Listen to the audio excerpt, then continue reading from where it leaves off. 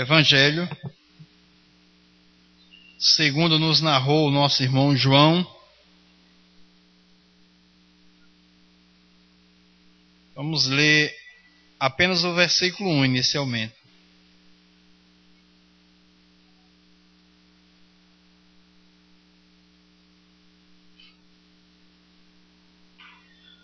João, capítulo 10,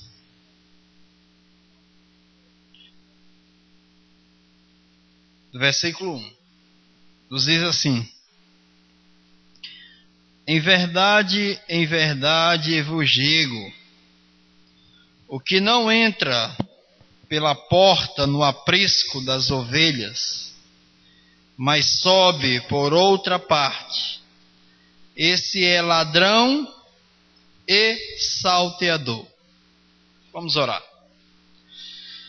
Pai, por misericórdia, a tua palavra, ela só pode ser compreendida pela iluminação do conhecimento da pessoa de Jesus Cristo. Nós não temos mente capaz de entendê-lo e entender a tua palavra. Nós não somos capazes por nós mesmos. Somos capazes de falar de doutrina, somos capazes de repassar conhecimento, mas para a verdadeira compreensão é necessário que haja revelação. Revelação esta que nos dá experiência, que provoca em nós capacitação de viver uma vida, a vida que foi ganha na ressurreição do nosso Senhor Jesus Cristo.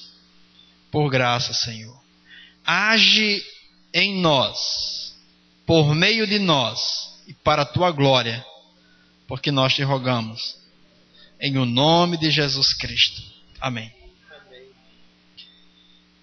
Irmãos, esse texto, ele foi lido esses dias, numa visita a um irmão, e esse texto, ele não saiu da minha mente. Outro irmão leu esse texto, e esse texto ficou me incomodando, um incômodo bom. E hoje estamos aqui, pela graça do Pai, para nós como ovelhas do aprisco, rebanho do bom pastor, para nós termos comunhão, um pouco de comunhão nessa palavra. Então, que a gente possa relaxar, nos desarmarmos, nos entregarmos ao ensinar do Senhor, a direção dele, na direção dele, para que a gente possa receber compreensão da parte do Pai. Irmãos, esse texto foi uma parábola que Jesus ele proferiu. E para quem Jesus proferiu essa parábola? Essa parábola, ela é uma resposta para uma indagação de um grupo de fariseus.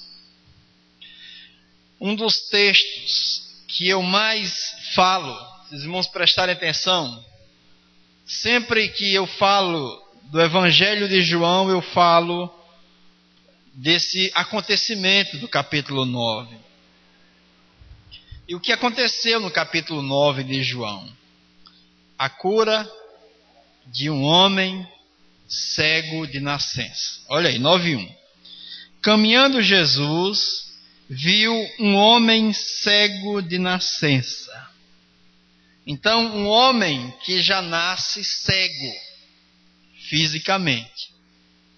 E Jesus encontra esse moço, ele se revela em palavras, dizendo no versículo 5, eu sou a luz do mundo, cospe no chão, e faz lodo com a saliva e aplica aos olhos do cego. E ele vai, como Jesus lhe ordenara, e vai até o tanque de Siloé, que quer dizer enviado. Ele foi, lavou-se e voltou enxergando. Então esse é um dos textos mais belos que eu compreendo, na minha pequena compreensão, sei aqui de João, dentre tantos outros textos maravilhosos. E esse rapaz, ele chega a dizer para os fariseus que o interroga, dizendo: eu não sei de onde ele é. Eu só acho estranho vocês não saberem de onde ele é.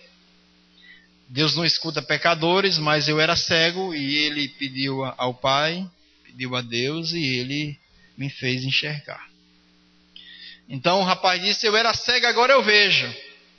Então eu me coloco, sempre eu digo: eu era cego e agora, pela graça de Deus, eu posso ver.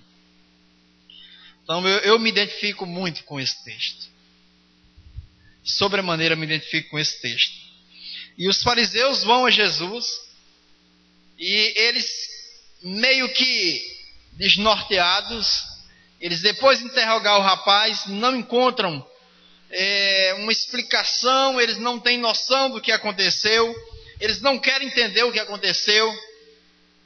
Eles relatam que conhecem Moisés, mas Jesus não conhece Jesus. E eles chegam até Jesus, e aqui no versículo 39, o Senhor Jesus diz: eu vim a este mundo para juízo, a fim de que os que não veem vejam, e os que veem se tornem cegos. Alguns dentre os fariseus que estavam perto dele perguntaram-lhe: acaso também nós somos cegos? Respondeu-lhe Jesus: se fosseis cegos, não teríeis pecado algum. Mas porque agora dizeis: nós vemos, subsiste aí o vosso pecado. Então, irmãos, aí vemos, o capítulo 9 começa com um rapaz que era cego enxergando, e termina o capítulo 9 com os fariseus, a sociedade religiosa da época, que dizia-se ver. Jesus declara que eles são cegos. Então, assim conclui o capítulo 9. E aí Jesus, ele profere uma parábola. Eu vou pedir para o irmão ler em Provérbios 26, 12. Jesus profere uma parábola para esse povo, porque esse povo, ele estava um tanto quanto desnorteado, eles não estavam conseguindo enxergar, e eles também não estavam preocupados em enxergar, porque eles acreditavam piamente que enxergavam. E Jesus propôs essa parábola, mas vamos ler antes Provérbios 26, 12. Tens visto a um homem que é sábio a seus próprios olhos. Maior esperança há no insensato do que nele. Temos visto um homem que é sábio, mas aos seus próprios olhos. Provérbios, mesmo no início, ele diz no capítulo 3, ele diz: não seja sábio aos teus próprios olhos. Irmãos, é impressionante como o pecado, manifestado através da nossa soberba, ele nos torna presunçosos e cobiçosos por vanglória. O irmão Paulo diz que todo judeu se gloria na lei, ou repousa sobre a lei. Eu até, quando eu estava meditando sobre os aspectos positivos e negativos da lei, não que a lei haja aspectos negativos, mas no que se refere ao homem, estava observando que o homem, ele é um ser muito perigoso para ele mesmo. Eu não encontro outra palavra. O homem é muito perigoso para ele mesmo. Porque o homem, ele sempre acha, ele sempre tem um conceito muito elevado dele mesmo. É por isso que ali em Hebreus diz que esses homens sempre erram em seus caminhos. É porque é uma coisa que nos falta, é humildade. A humildade é algo muito longe de nós. Aí nós pegamos essa nomenclatura, humildade, e a atribuímos a quem tem falta de dinheiro. Então todo mundo que tem falta de dinheiro, que nunca teve dinheiro na vida, a gente fala, olha como ele é humilde. Mas humildade é uma coisa tão rara, como disse alguém, que nem o primeiro anjo teve tal coisa, humildade. E aqui Jesus, ele chega, a sociedade da época estava mergulhada em seus conceitos, seus costumes, suas tradições. O Senhor Jesus, ele veio para a luz do mundo e a própria sociedade que sustentava os oráculos de Deus, que abraçava os costumes e as tradições da época, chega a rejeitar Jesus. Em alguns momentos, a gente percebe que eles estavam ali querendo matar Jesus. Então a condição da nação de Israel não era diferente da condição que nos encontramos hoje. Uma sociedade mergulhada nos seus próprios conceitos, numa sabedoria própria, inchada na sua mente carnal. Uma sociedade tão inchada, tão cheia de si, que ela não é capaz de parar para ouvir. É interessante que todas as pessoas, você conhece uma pessoa que não tem humildade, e não é difícil encontrar alguém que não tem humildade, é quando ela não permite que as outras pessoas concluam seu raciocínio. Sempre que nós interrompemos o raciocínio de alguém, nós estamos expressando falta de humildade. Por quê?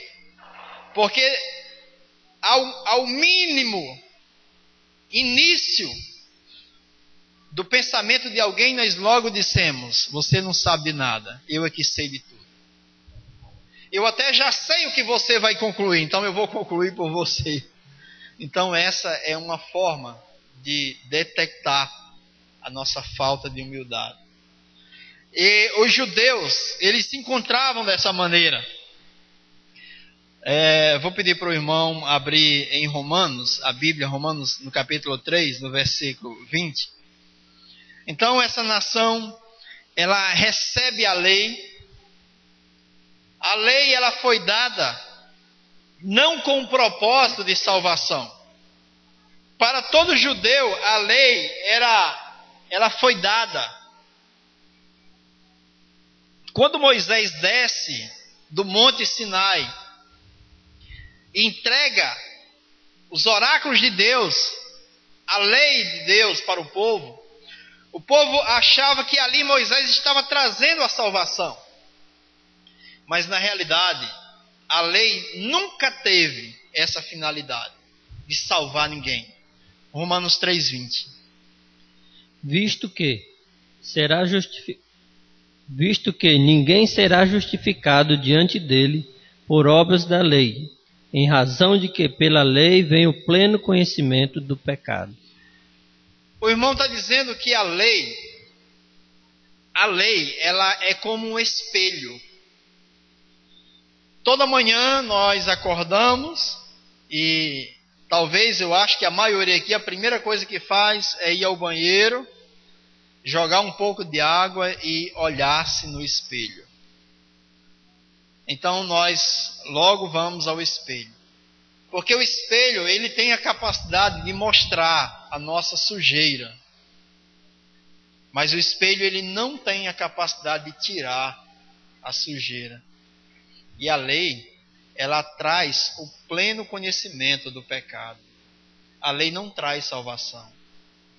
A lei, ela não foi dada para isso. A lei não tem como prioridade e nem sequer, de longe, ela pode salvar alguém.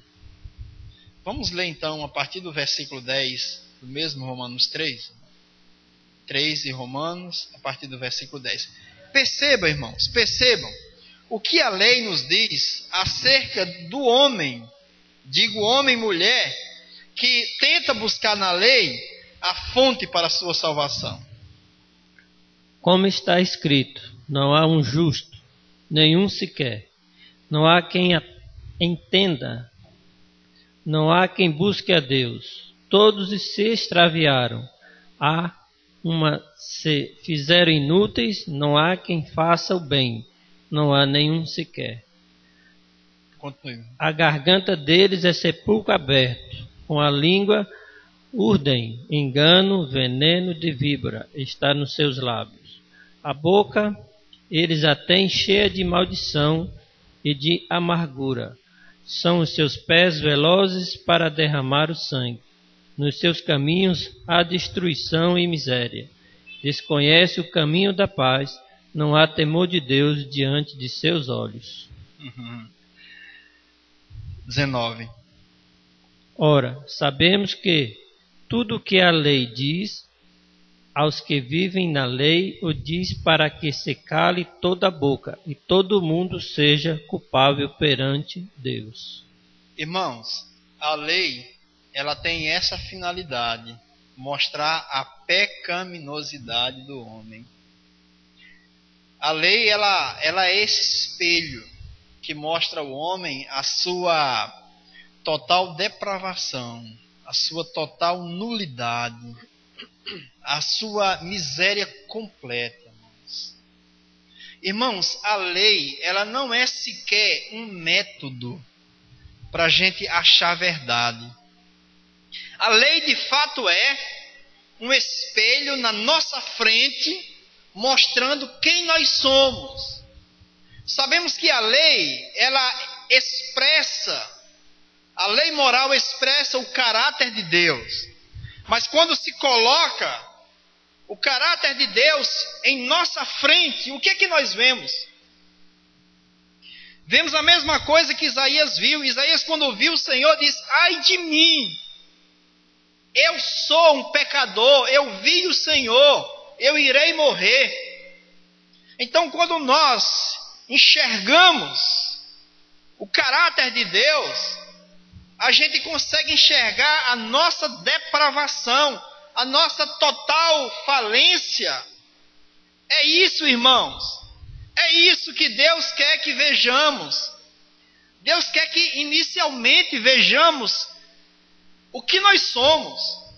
Nós somos seres totalmente incapazes. Somos incapazes. Quando você vê algo como esse dizendo: a garganta deles é sepulcro aberto, queridos. A garganta é sepulcro aberto. Sepulcro aberto. Que coisa horrível que está se falando com a língua, urdem enganos.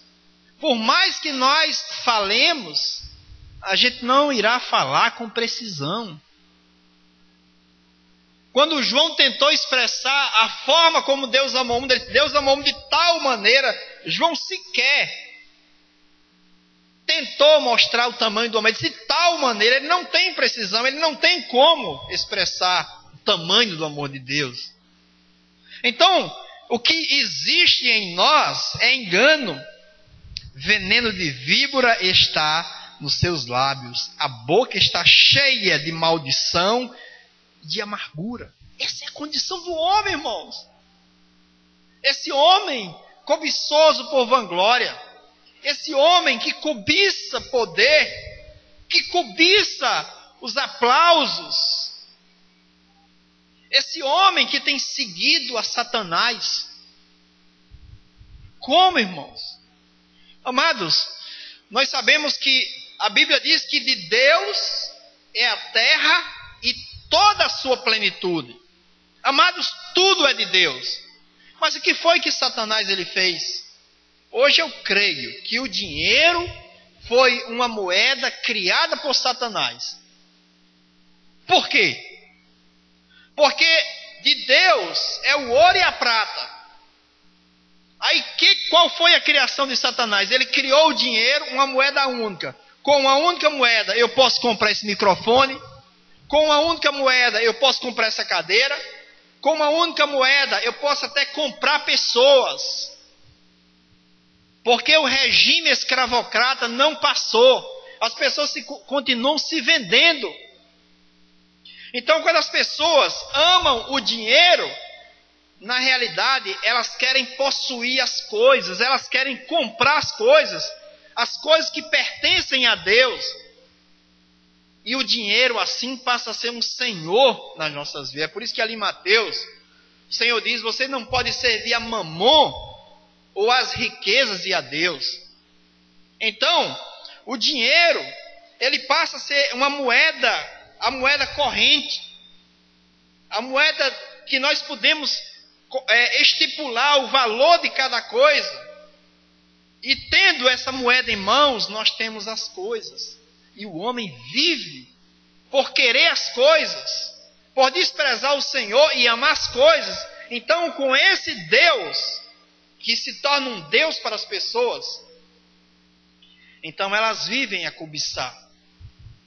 Então as pessoas, elas desprezam o Senhor porque amam as coisas. As coisas foram dadas para o nosso deleite, para o nosso prazer e não para nos dominar. Mas o homem, por causa desta maldição terrível que recaiu sobre o homem lá no Éden, pela separação de Deus, o homem passou a ser um ser escravizado, dominado pelo pecado, por Satanás. E essa é a condição do homem, essa é a condição. E o que é pior, não há temor diante de Deus, diante dos seus olhos, não teme a Deus. Como alguém diz, teme uma dor de dente, teme ficar doido, teme um câncer, teme um acidente, teme homens, mas não teme a Deus. Isso é o que o pecado faz com o homem, irmãos. Isso é o que o pecado tem provocado no homem. Então a lei vem, mas você perceba a soberba do homem. Irmãos, quando Deus deu, iremos estudar isso na quarta-feira, se o Senhor permitir. Quando o Senhor deu a lei, qual foi a resposta dos homens? Quando Deus diz, fala isso aos filhos de Israel. Alguém sabe o que foi que o povo de Jerusalém, os hebreus, disseram? Qual foi a resposta deles?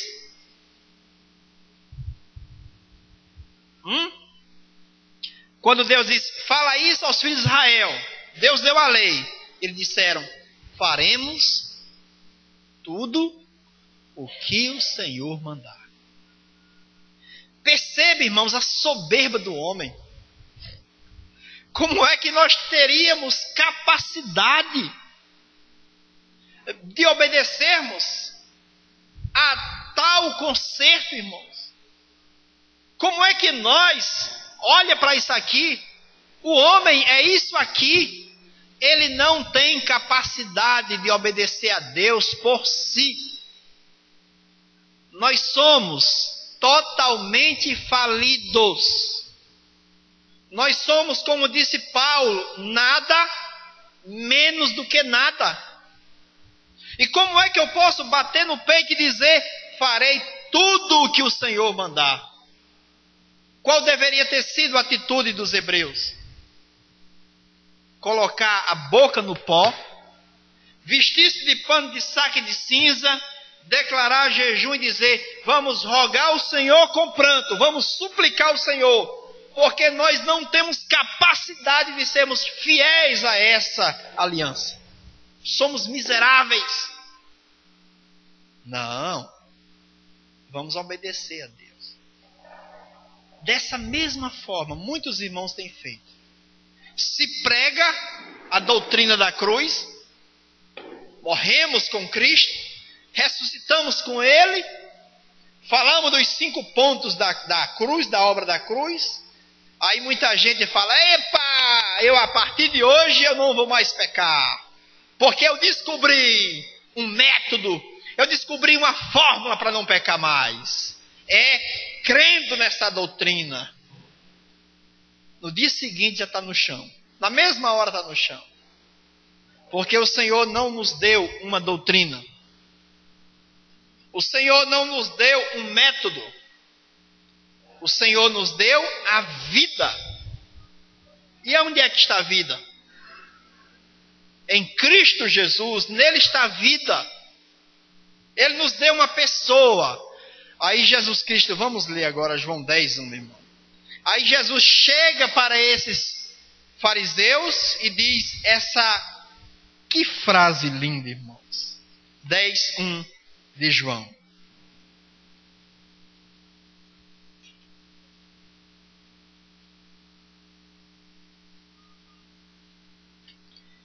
Em verdade vos digo, o que não entra pela porta do aprisco das ovelhas, mas sobe por outra parte, esse é ladrão e salteador.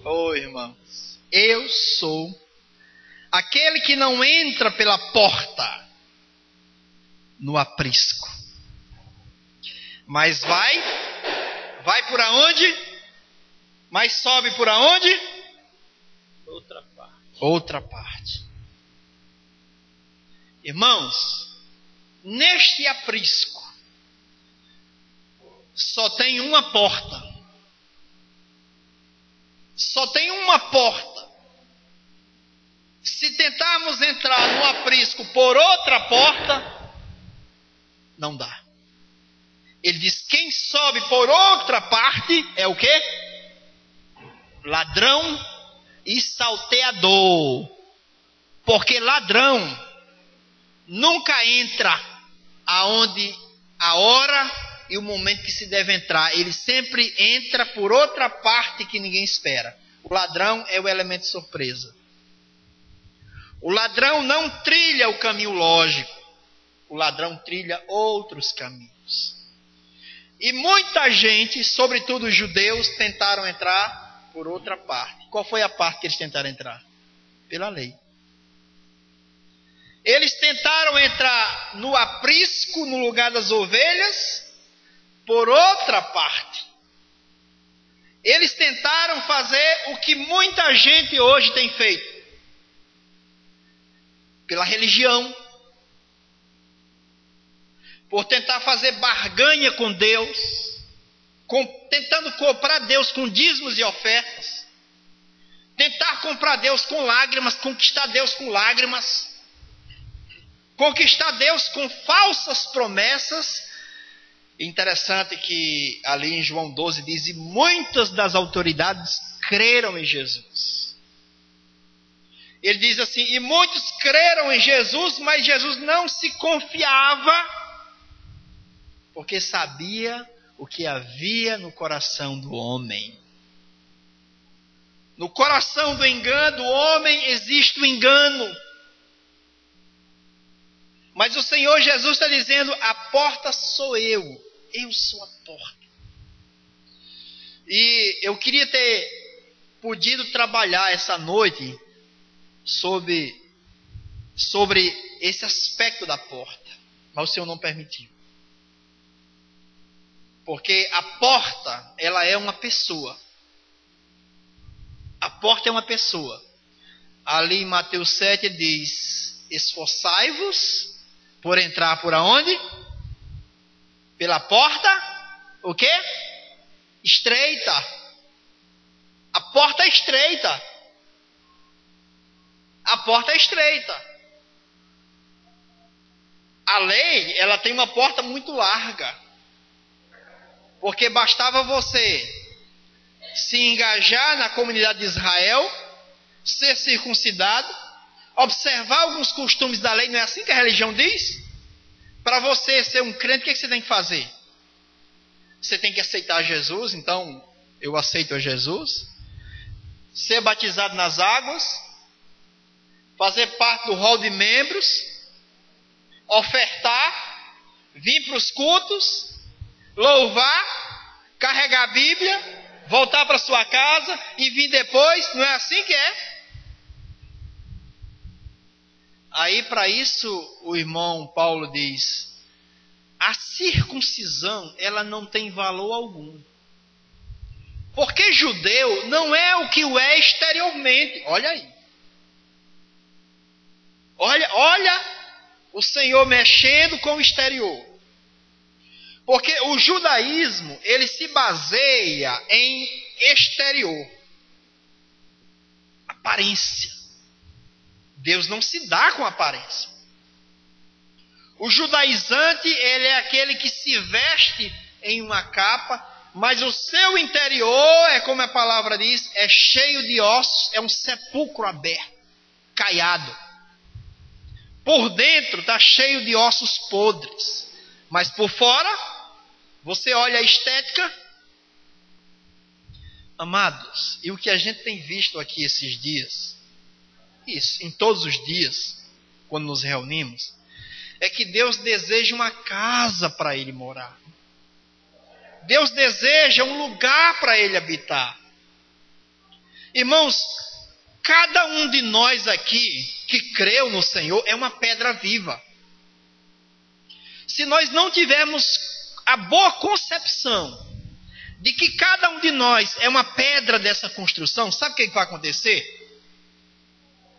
Eu vou negligenciar o fato de eu ser uma pedra, eu não vou me agrupar no corpo de Cristo, eu não me comportarei como membro desse corpo, eu serei uma pedra individual e vai ficar uma brechinha,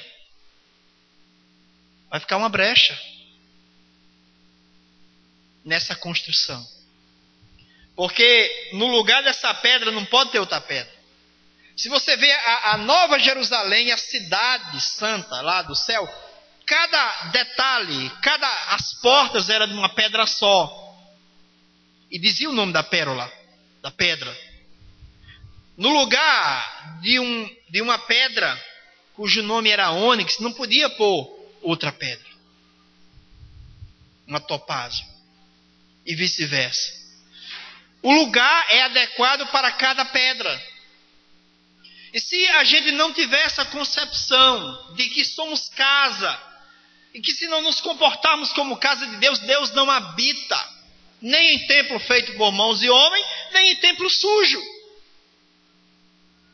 Se nós não cremos em Jesus para a salvação, se não formos favorecidos pelo seu sangue, se Ele não mudar, Gálatas 2, se o Senhor não mudar a nossa condição interior, se Ele não fizer uma limpeza, se Ele não trocar esse coração de pedra, 2,16, se o Senhor não fizer uma obra de regeneração, de completa mudança no nosso ser, nós continuaremos esse sepulcro caiado, mesmo cheio de religião, mas cheio de hipocrisia, sem realidade.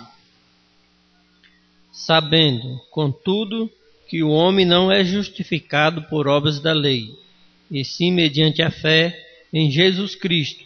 Também temos crido em Cristo Jesus, para que fôssemos justificados pela fé em Cristo e não por obras da lei, pois por obras da lei ninguém será justificado. Aleluia! Amados, mas como eu gosto dessa expressão que nós lemos em João 10, eu sou a porta. Eu sou a porta. E a porta, por exemplo, você entrou ou por aquela porta lá principal ou por essa aqui secundária. Mas quando você entrou aqui, a porta é o acesso, é o ingresso a esse ambiente. E como é esse ambiente aqui interno? está um pouco quente, o irmão Reginaldo está demonstrando isso. Esse ambiente interno tem uma dimensão, uma largura, um comprimento, uma altura. Ele tem toda uma estética. Então você ingressou nesse ambiente, você agora faz parte desse ambiente. E quando a gente entra pela porta, a gente ingressa. Aonde nós ingressamos? Nós ingressamos na vida. Nós nos unimos com a própria vida, nós tocamos a vida. E por nós tocarmos na vida, nós recebemos vida. Nós não recebemos uma pasta cheia de doutrinas, mas nós recebemos a vida. A vida. O Senhor Jesus não diz isso lá em João 14,6? Eu sou o caminho, a verdade e a vida. A vida. Amados, muitos só recebem a doutrina. Nós recebemos a doutrina para conhecer a vida. Nós não ficamos na doutrina, nós tocamos, entramos, ingressamos na vida. Que bendita vida, que maravilhosa vida, a pessoa do nosso Senhor Jesus. Muitos irmãos têm confessado que entraram nessa vida, mas as suas vidas demonstram que não entraram. Porque quando nós entramos na vida, quando nós tocamos nessa vida, vocês lembram, irmãos, claro que lembramos, daquela mulher que sofria, se eu não me engano, há 12 anos com hemorragia. E aquela mulher disse: se eu tocar nas suas vestes, eu serei curado. E quando aquela mulher foi e tocou no Senhor Jesus, a Bíblia diz que o Senhor Jesus sentiu que dele saiu virtude e ela foi curada. Ela sequer pediu a Jesus para curá-lo, mas ela tocou na vida. Amados, a vida é um poder que a morte ela não consegue derrotar. A morte não consegue sequer atrapalhar o poder dessa vida. E quando aquela mulher toca na vida, ela é curada, irmãos. Da mesma forma, aquilo ali é um sinal para nós, é uma figura para nós. Se nós tocarmos na vida, nós seremos curados. Se nós já tocamos na vida, nós fomos curados, irmãos. Qual era nosso problema, irmãos? O nosso problema era esse que a lei nos diz: não há um justo, não há um sequer, não há quem entenda, não há quem busque a Deus, não há um sequer, meus amados. Se nós já vimos que somos isto, então o Senhor já começou a trabalhar em nós para arrependimento. Se nós já vimos essa nossa realidade, e agora nós vamos para aquele que diz: eu sou a porta. E agora a gente quer acesso, a gente quer vida. Porque ele diz ali também em João 14,6: eu sou o caminho e eu sou a verdade. A verdade não se é meramente aquilo que nós falamos sobre a verdade. A verdade não é um conceito positivo sobre coisas certas ou erradas. Aqui a verdade também é uma pessoa. Ele disse: conhecereis a verdade, em João 8, e a verdade... Meus irmãos, eu estou dando essa ênfase, é proposital. Não é conhecimento teórico das verdades, é conhecimento de uma pessoa. De uma pessoa. Vamos ler de João 10 aí, irmão. João 10. Vamos ler, por favor, o versículo 3.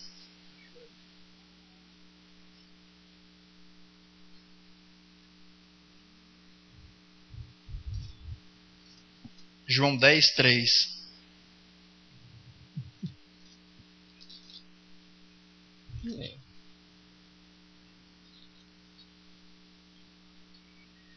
Para este, o porteiro abre, As ovelhas ouvem a sua voz, ele chama pelo nome as suas próprias ovelhas e a conduz para fora. Irmãos, perceba essa fala do Senhor Jesus. Ele está dizendo que o porteiro, ele abre. Mas o interessante que eu gostei de chamar a atenção é que ele diz: as ovelhas ouvem a sua voz. As ovelhas ouvem a sua voz. O que é isso, irmãos? Isso é conhecer com intimidade. Isso é conhecer com aproximação. Quando o pastor fala, as ovelhas logo discernem que aquela voz é a voz do nosso bom pastor. E o que é que nós fazemos quando escutamos a sua voz? Porque ele chama pelo nome, olha aí, ele conhece cada ovelhinha. Isso nos lembra, né, Carlos? Aquela senhora, ela tinha aquele problema albina, e ela ia às 6 horas da noite apacentar as suas cabras, e ela chamava as cabras uma a uma pelo nome. Ainda lembra o nome de uma? Era Estrelinha. Estrelinha, uma a uma. Ela chamava, uma a uma.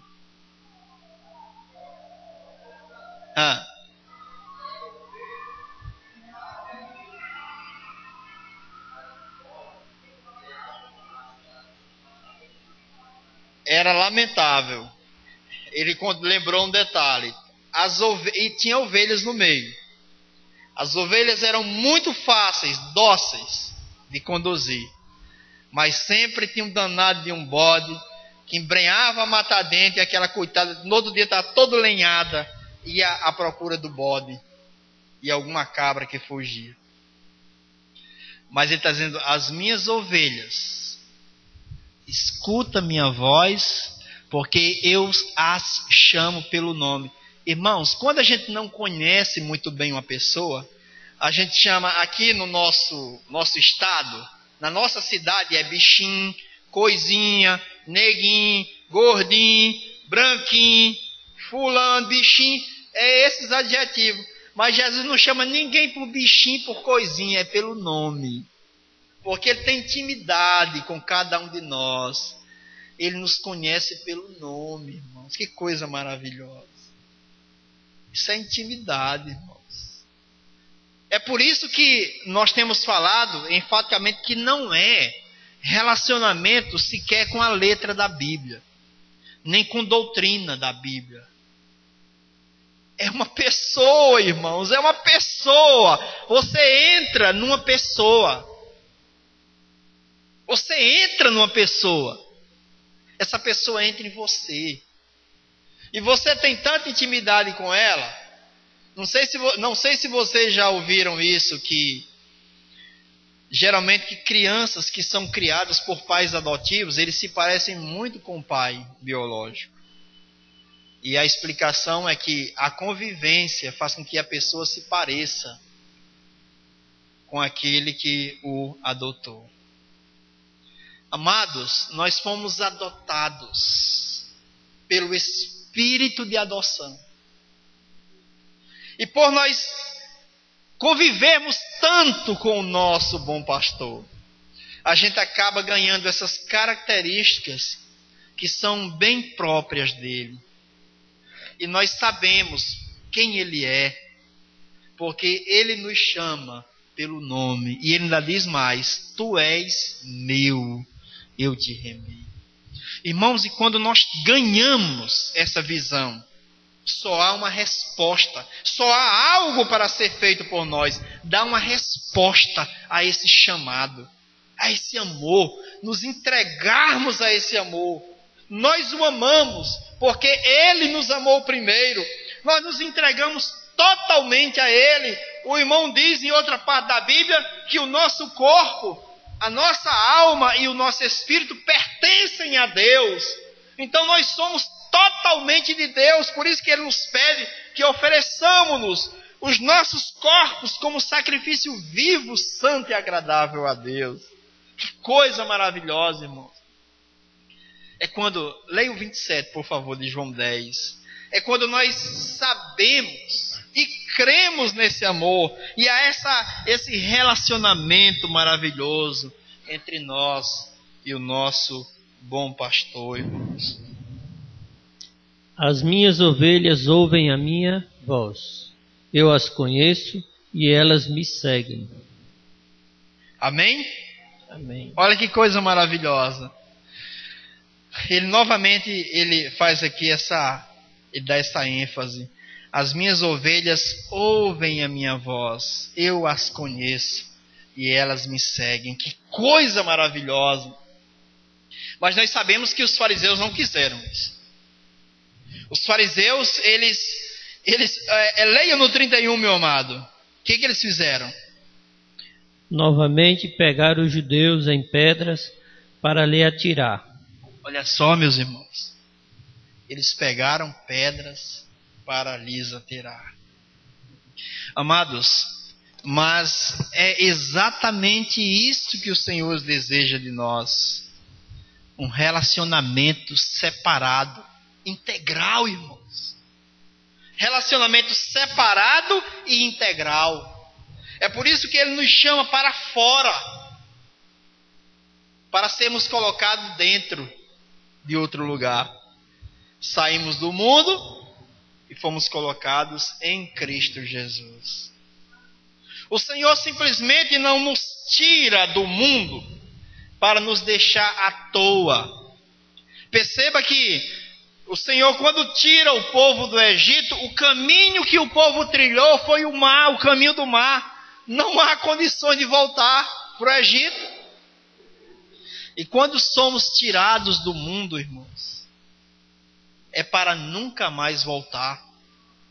Mas quando trilhamos apenas o caminho do nosso achismo, o caminho da religiosidade, o caminho do judaísmo, o caminho da lei, da busca da prática das obras da lei para justificação, amados, sempre haverá uma queda, sempre haverá um tropeço. Por que o Senhor permite esse tropeço? Para chegarmos àquela bendita conclusão que o nosso irmão Paulo chegou, quando ele disse: eu sei, que em mim, isto é, na minha carne, não habita bem nenhum. Porque eu sou carnal, a lei é espiritual, eu sou carnal, vendido à escravidão do pecado. Irmãos, é exatamente por esse aspecto o qual chegamos à conclusão que Cristo é o único lugar seguro em que estamos livres, em que somos verdadeiramente libertos, não procurando, irmão, nos auto-justificar, não procurando ter vitórias pelos nossos próprios esforços, mas sempre procurando estar nesse lugar seguro, nele, a porta. Vamos voltar em João 10, irmãos. Vamos voltar. Versículo 4. João 10, 4.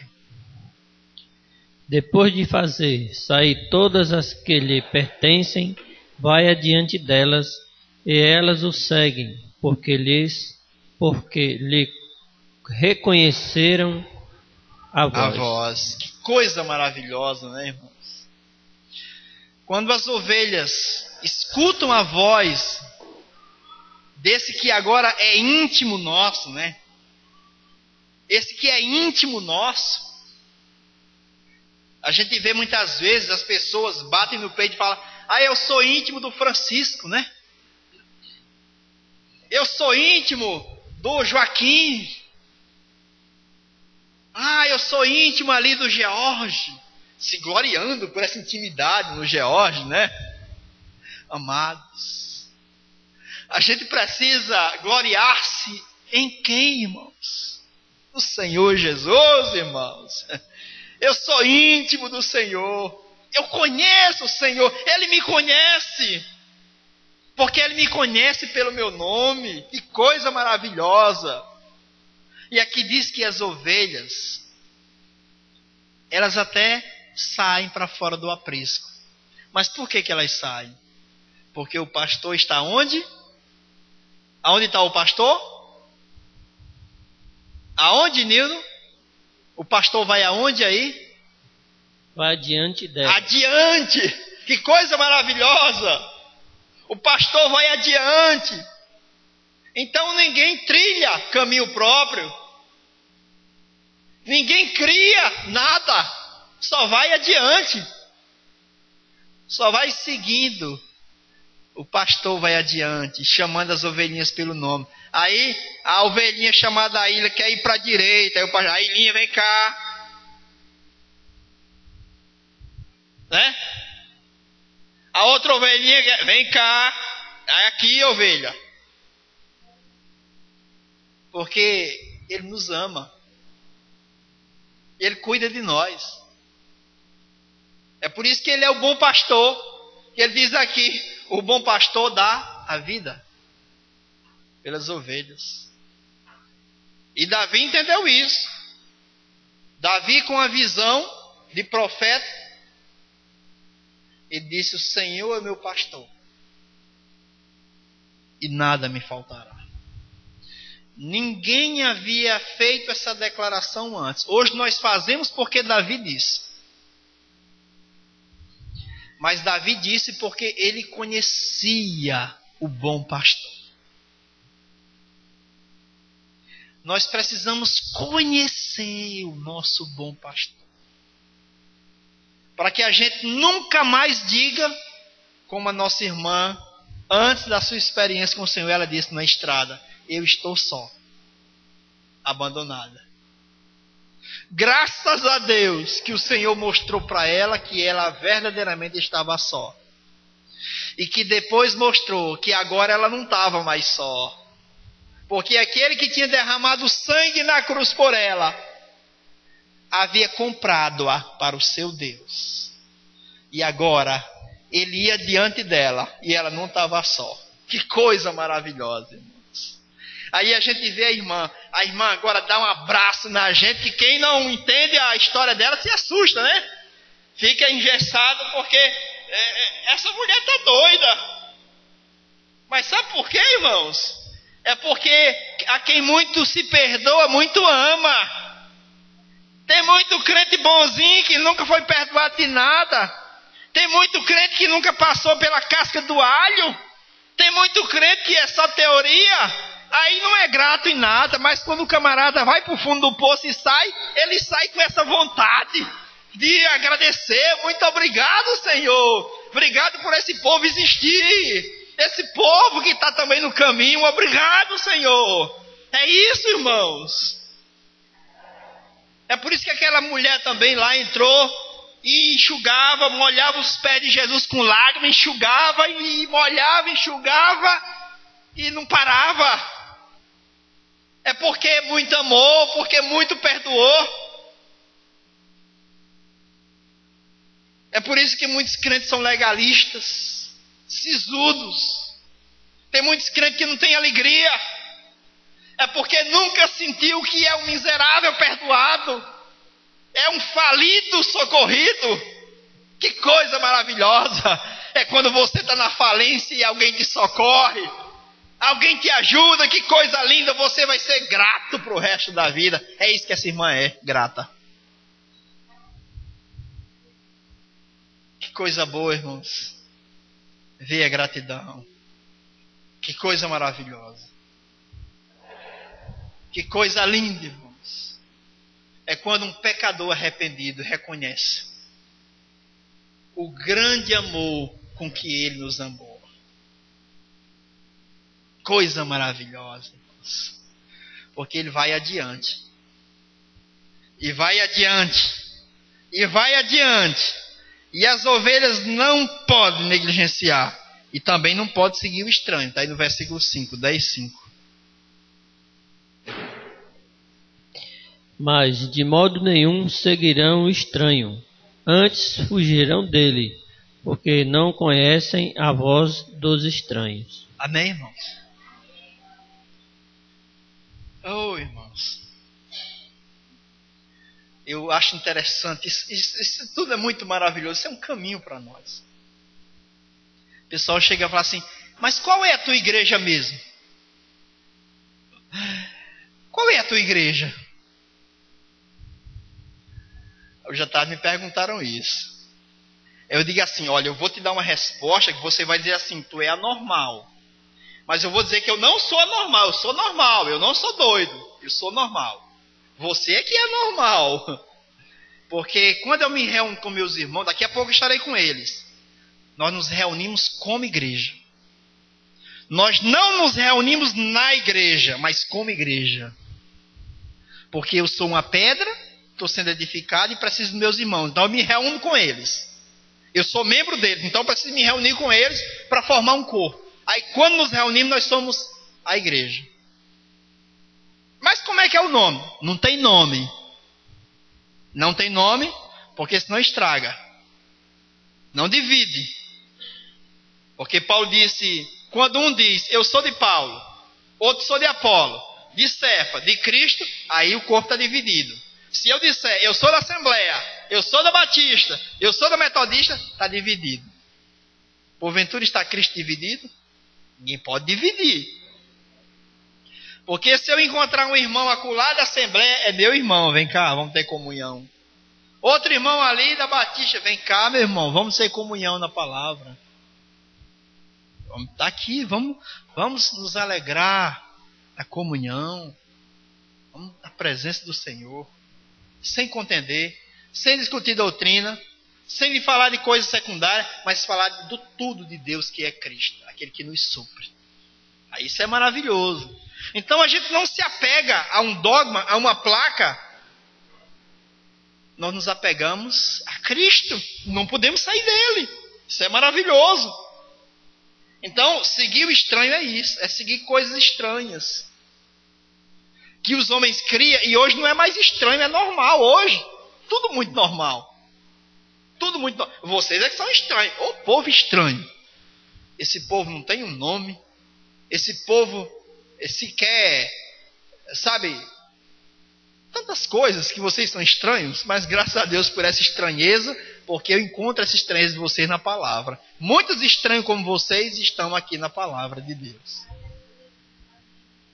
É por isso que nós só ouvimos e seguimos a voz do bom pastor, porque ele nos ama.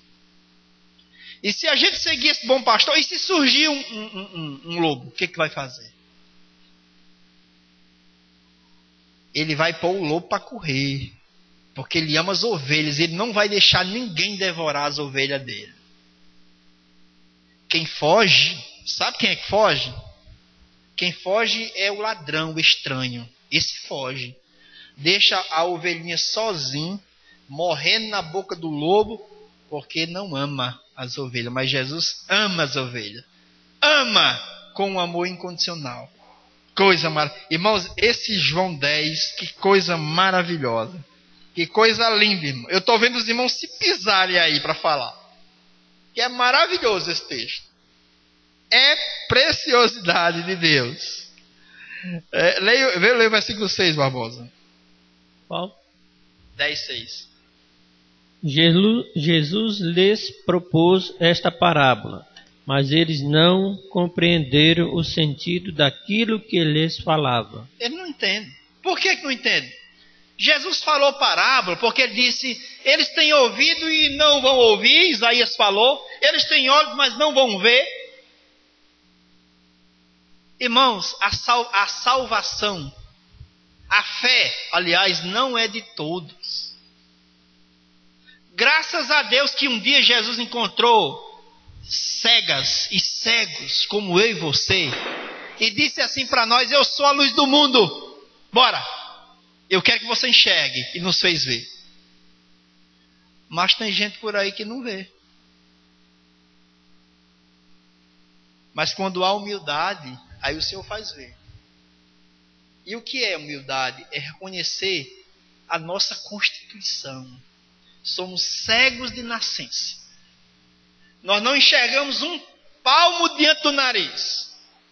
Como disse aqui em Romanos 3. A nossa garganta é um sepulcro aberto. A gente urde em engano. Quando a gente fala é só engano. A língua cheia de maldição. Mas se a gente, sabe, irmãos, pela graça de Deus, se nós negarmos essa vida natural, se nós desprezarmos essa nossa condição natural e clamarmos pela vida de Cristo, vem, Senhor, sei a minha vida. Vem, Senhor, de fato viver em mim. Vem, Senhor, expressar-se através de mim. E permitirmos por graça que Cristo seja a nossa vida, irmãos. Então, irmãos, não vai ser mais maldição. Não será mais língua, garganta, sepulcro aberto, língua do engano. Não serão mais pés que correrão para derramar sangue, mas serão mananciais de bênçãos para a glória de Deus. Então, irmãos amados, graças a Deus, e se Deus tem nos revelado essa parábola, é porque nós somos daqueles que veem. Mas se nós não entendemos essa parábola, talvez a nossa salvação seja psicológica e não uma salvação real. Porque ele está dizendo aqui, vão ouvir a minha voz. Vão ouvir. Em qualquer canto. Se aqui o Senhor falou, que eu creio que Ele falou, você ouviu a voz dele. Você entendeu a voz dele. É falado por parábola, mas se entende a voz dele. Então, amados, se nós entendemos, graças a Deus, é porque nós somos ovelhas do seu aprisco. Porque ele diz, nessa mesma parábola, existem outras ovelhas que não são desse aprisco, falando para os judeus, eu vou buscá-las, eu vou congregá-las. E estamos nós aqui, não judeus, congregados para a glória de Deus. E até Jesus Cristo vir vai ser essa pisada. Conhecendo e prosseguindo em conhecer o Senhor. Amém, irmãos? Graças a Deus. Vamos orar.